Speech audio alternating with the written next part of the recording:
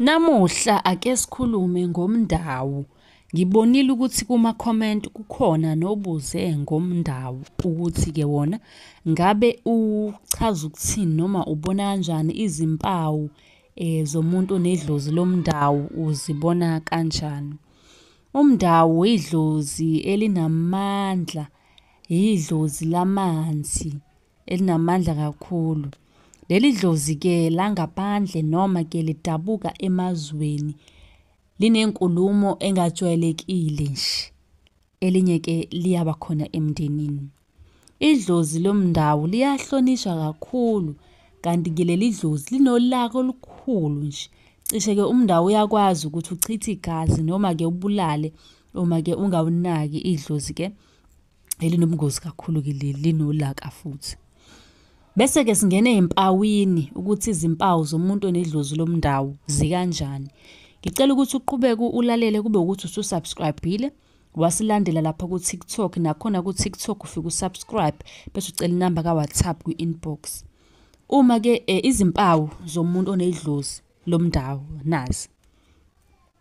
Uma unesithunzi ebantwini uyahlonishwa.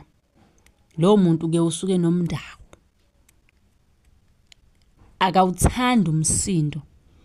Uhlezi nje ebhodla uyabhodla yena. Lowo muntu kuthiwani? Unedlozi lomndawo. Uthanda ukuba yedwa nje isikhathi esiningi. Uyawasaba namanzi uma-ke ephothulile. Uma ekwatile uba nolaka, kanti izinto zaloyo muntu osuke emkwatile ziyamosheka. Okusho ukuthi wena akumele umsukele lowo muntu. Isisu sakhe sigcwala nje umoya isikhathi esiningi. Aphinde-ke futhi ebe nenkinga yamehlo. Esikhuluma ngani lana? Umuntu onomndawo. Yezwa. Umuntu onomndawo lesikhuluma ngawo. Nawe uma unombuzo-ke sungabuza kwi-comment okanye ucele inamba ka-WhatsApp.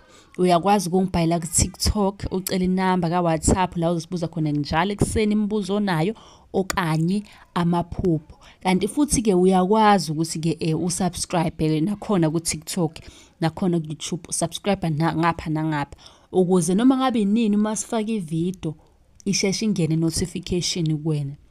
Ngiyacela-ke ukuthi-ke nisifollowe yonke indawo. Usiza mina ngisiza wena ngokunika ulwazi, nawe usiza mina ngokusubscribe ku-TikTok naku-YouTube. Ningakhohlwa ukusubscribe. Yikhona-ke phela okubaluleke kakhulu lapha sinikana ulwazi, wena usisiza ngokusubscribe.